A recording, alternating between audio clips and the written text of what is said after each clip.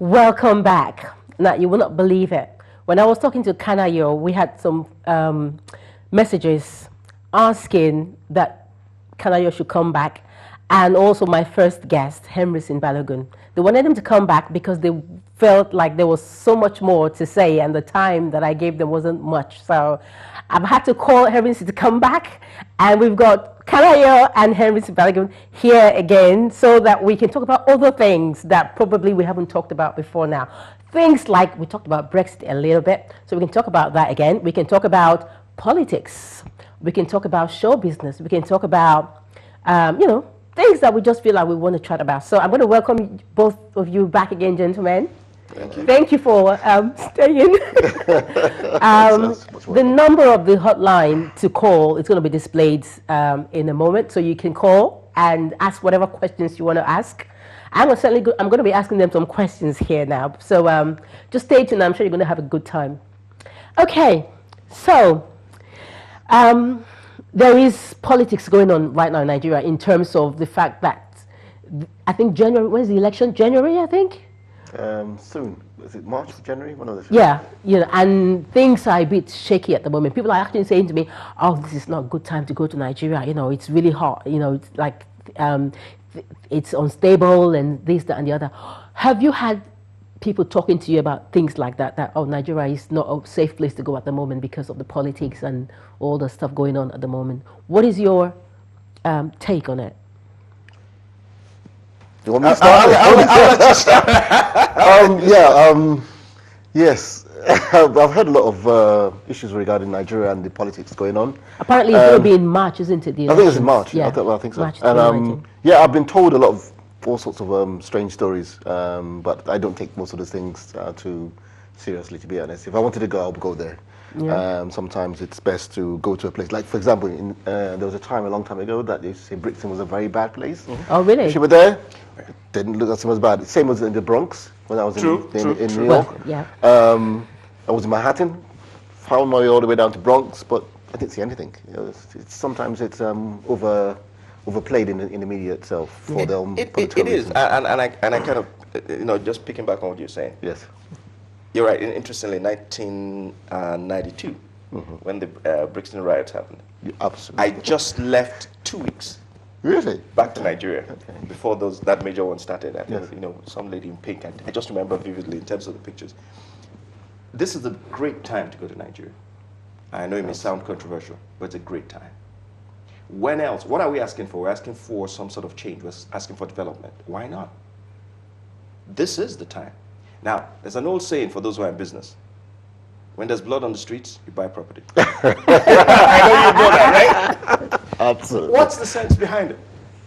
The sense behind it is this is when you take ownership of where Nigeria is going to go. Absolutely. So, if not Nigeria, where? And Nigeria is the most beautiful nation in the world.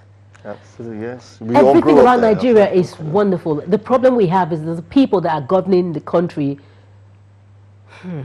There is a lot to be said. I try not to get involved too much in politics. So sometimes it's nice we to. Have to, though. We have to because we are Nigerians. Yeah. Yeah, we may have been born here, but Absolutely. Nigeria is still our home. And at the end of the day, we need to be involved about shaping the country. That's why we're trying to look into trying to create films that would actually shadow or remove the fear factors that we have in Nigeria. And that's true.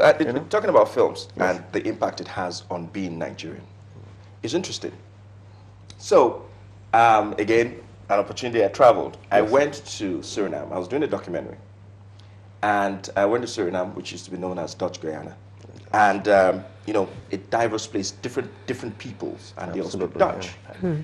And I ran into this lady, and she saw I was with the Nigerian contingent, and she came up to me and said, Queen.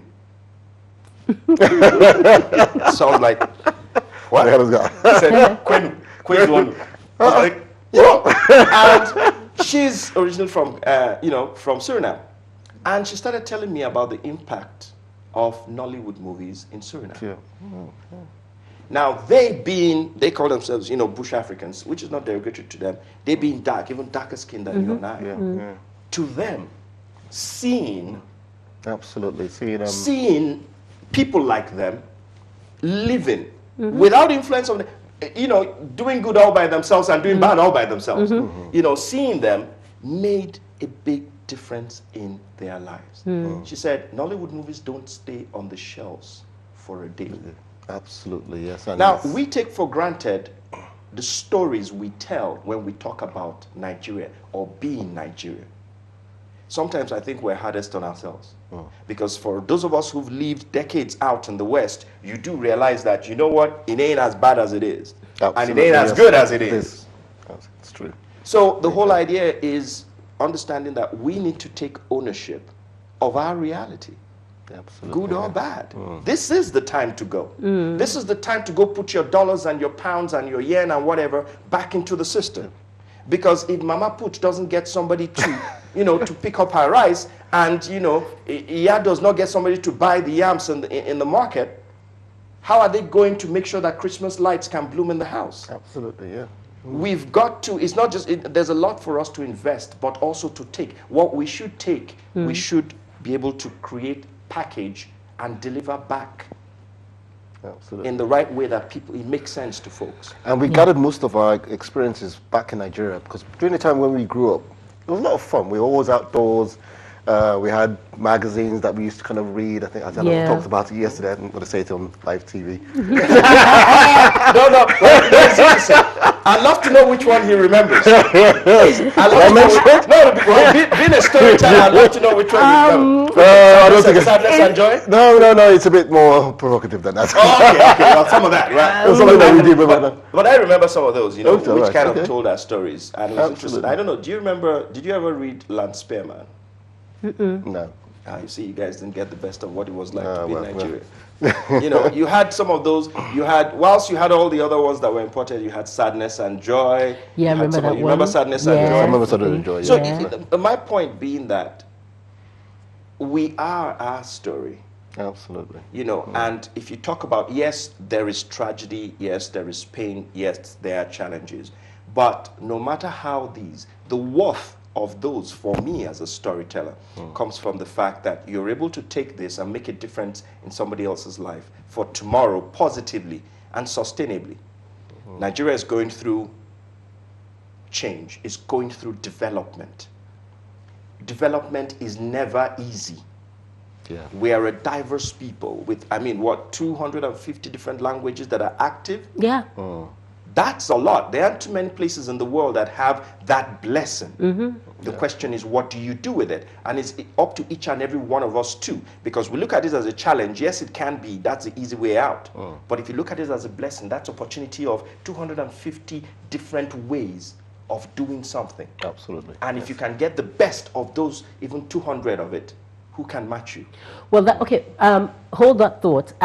For those of you who want to call in, the number is 0207 536 0382. That's 0207 536 0382. So just call in, all right? Let's hear your thoughts, okay? Now, back to what you were saying earlier. I hear what you're saying. I don't live in Nigeria. I wasn't born in Nigeria, but at least I have lived there for a period of time, and then I came back here again. Through the time that I lived there, and even now, there is the problem, even if we try to, sugarcoat it or whatever, there is the problem about corruption. And that's the bottom line. It's so prevalent. It's ridiculous. It's gotten to a point now where people are like, they're lost for words about why the same people who are actually the ones responsible for the corruption are still in power. Whether directly or indirectly. There's this thing about the Senate as well, that they don't deserve the salary that they are paid, because they don't really do a lot. They don't do a lot, and yet they're paid so much. And then there's this issue of, okay, you that are back home, you need to, you that are in London, come back home and build the country. We get those stories, but we've tried that. I've tried to go to Nigeria years ago. And if you don't give somebody something through the back door, you can't really say that, because you know what I mean? It's the same thing in Italy, isn't it? Is so it the same thing? Say, if you don't If you don't pay Pay the piper, you know. well, so you can't really get anything done, to be It's honest. just So, we're talking about I understand where you're coming degrees from, and yes, I levels know. of corruption. Yeah. Because I know most but we countries shouldn't let have that got corruption. deter us from actually going back. I mean, we should actually go back based on the skills we've Yeah, but acquired. and I know politics and corruption is endemic in They go Nigeria. hand but in we hand, yeah. we need to kind of. I think. What do you think? You know, you have a legal background as Yes, well, same thing. Yeah, and you're in the arts. Absolutely. So you are sure in your business. absolutely. So you can understand both sides. I do. Look, anything is a product. If you package it right, you can sell it. And when you sell it, you do something good with it. Our stories right now in Nigeria are fascinating.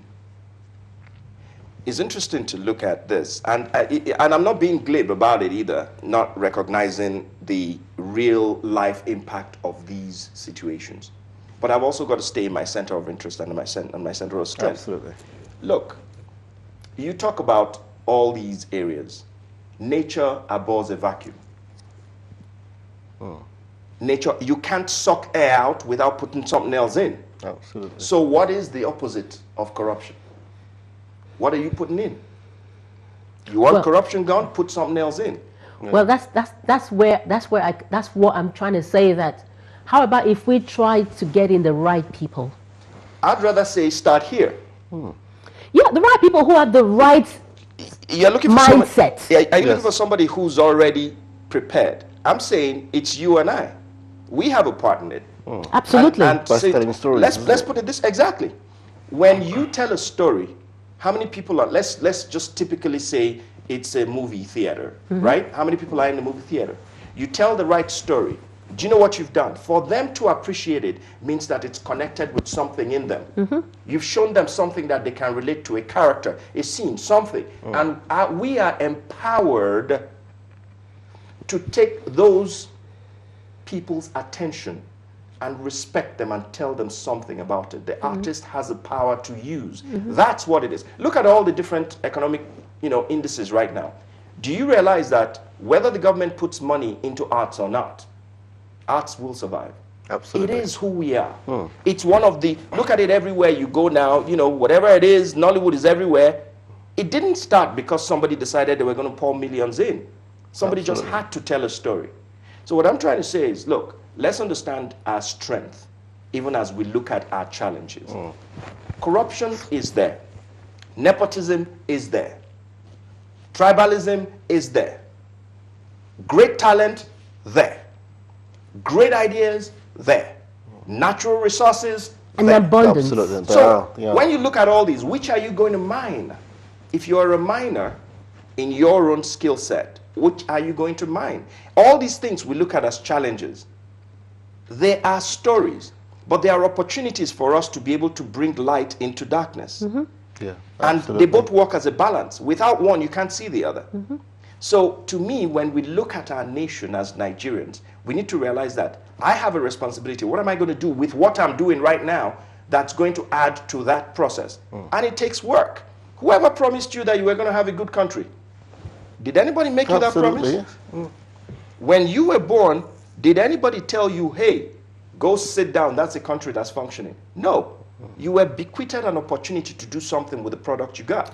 Well, if you're given an opportunity to do something, or if you have an opportunity and you want to do it, but the people that are so corrupt would do everything they can to stop you because if they feel that their livelihoods will be threatened.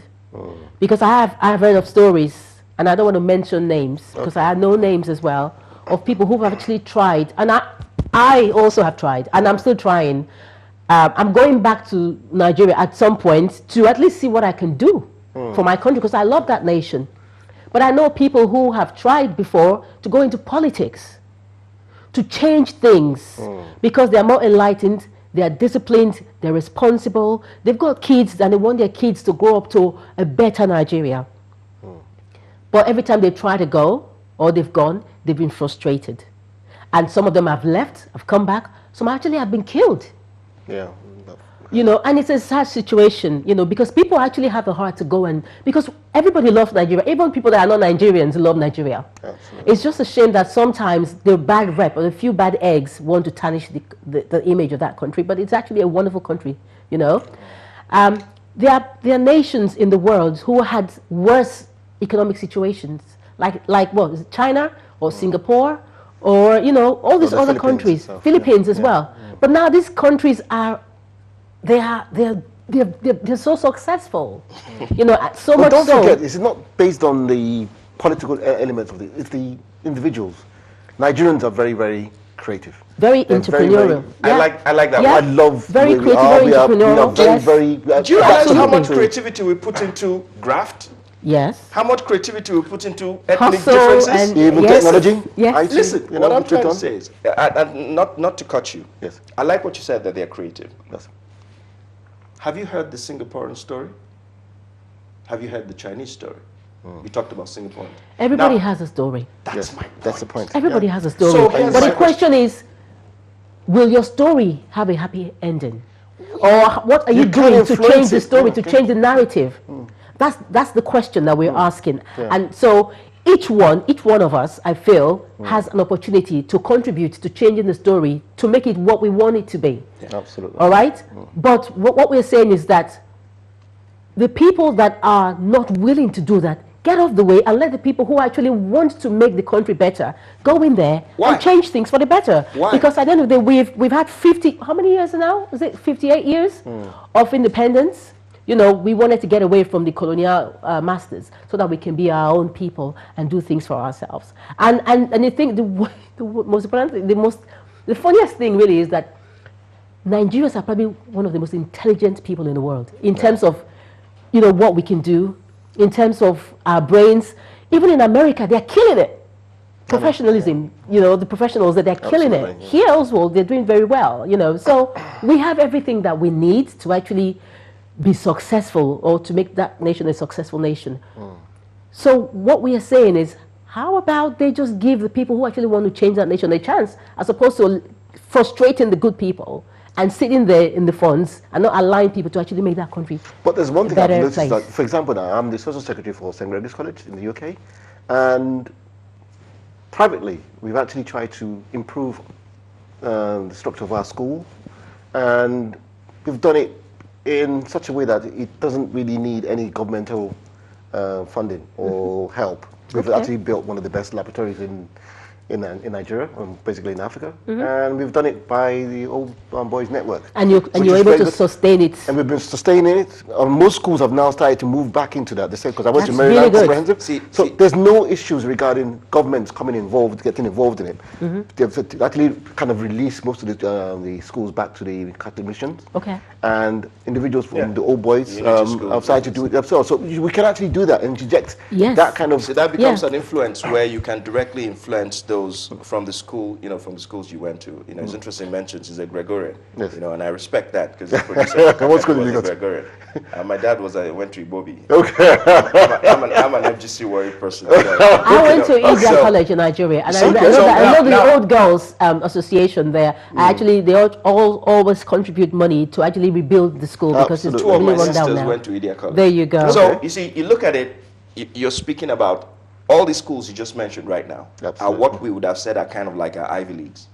Absolutely. So you look at it, there is something that was sown in us that we're supposed to put back. Absolutely, yeah. And that's what he's talking about. They've that's started what through a they're doing. pipeline Yeah. in terms of working with the old, you know, Gregorian, you know, network. I asked what you mentioned earlier on, and I asked something which may be controversial. Why should they give you anything? Why should the corrupt people leave? Have you put something in their place? Have you done something that will make them uncomfortable to leave? Why should they leave? Nobody gives you anything. In this place, nobody gives you anything. Yes, absolutely. In every government, I've had the opportunity of living here in the UK and living in the US. Nobody gives you anything. If you are willing to do something and you believe you really want to get it done, then you put your axe to the bottom of the tree and keep cutting until it falls. Now, I know this is hard, but it is the truth. In the sense that for each and every one of us, I don't expect, if I tell a story and the audience doesn't accept it, I lick my wounds, go back and look at what worked and what didn't, and put the next one out. Absolutely. It's a continuous thing, no matter where you are. Being Nigerian is beautiful. Absolutely. But also being Nigerian is hard. Being anything is hard. Now, what is it that makes us uniquely Nigerian? Now, I'll give you something here. When we finish here is his story. We don't say my story. This becomes his story. Absolutely. Who's the he? Because it's up to somebody else to do with it what they take from it. Absolutely. And how do you interpret it? Or her story, however you want to do it, in the age we're in now. Yes. But my point is that if we want to make a change, it's up to us. Do what you've started with, but realize that it's not going to be easy. It never is. Change never is. And that's the only constant in the world. Change. Absolutely. So I agree with that. I would enjoin Nigerians to say, look, you're doing something. Be proud of what you're doing, who you are, and keep doing it. Our stories tie up to all the different parts of the world. You have Nigerian Americans, you have British Nigerians, you have Nigerian Caribbeans, German Nigerians, Swedish Nigerians. Absolutely. You know, what's yours? British Nigerian. You know, British Nigerian, you know. All of this, the point is, being Nigerian is a story. Absolutely. Made up of many stories. Absolutely. All of who we are, we've realized is beautiful. Well, And in the event of the Afrobeat thing, I mean, think about it. What? 10, 20 Even years the British ago, people adore Afrobeats. They actually played in mainstream nightclubs. I've Yes, heard it played in yeah. specific nightclubs. Yeah. I go to that. I was expecting the not first to. time I heard it on an airline, an Yes. international airline, I realized I was like, I noticed something is different here. Yeah. I'll give you another story. For instance, when Nigeria won, I think it was in the Olympics, the Dream Team. Yes. I happened to be in Atlanta. I drove to Athens. I took my father, and we went to the match. That was the match we had against Brazil. Okay, yeah. And you know what? When we got to the place, just as we were getting in, Brazil had scored its first goal. As we came out, by the time we got our tickets and got to our seat, they had scored the second goal. There was a lot that went in there, but let's just put it this way, that when that extra time came in and they scored, something changed. Yeah. Prior to that time, driving all the way down from Atlanta to Athens, Georgia, you had all these buses that were green and yellow. Everybody was supporting Brazil. Because the Brazilian story was success in soccer. It wasn't the Nigerian story. But the team fought and changed that narrative that day. Absolutely. Now, I used to go pick my parents to take them to the arena in this place. You know, they were staying in a guest house. And there was a sports store that was right there. And you couldn't find any Nigerian flag or memorabilia before that day. But now? The next morning, I got there. It was right there. By the time I was heading out back, my nephew was coming in to join my parents. For the first time, I saw folks in the state draped in Nigerian flag walking past immigration. I said, something has changed here. Absolutely. It's the narrative. Excellent. And that's why I emphasized the part about the Afrobeat thing. Yeah. We have a lot to be proud of. We have a lot to They be didn't proud need of. any politics to get them through to wherever they need to. Tell the story. Afrobeat, and even the music of the young guys, you know, the Two Faces. Look, Wizkid, they are doing their thing. They are telling the Nigerian story. They're doing their thing. And on that And that's note, why I said about Lakeside that I've actually introduced onto Rhoda's Christmas CD.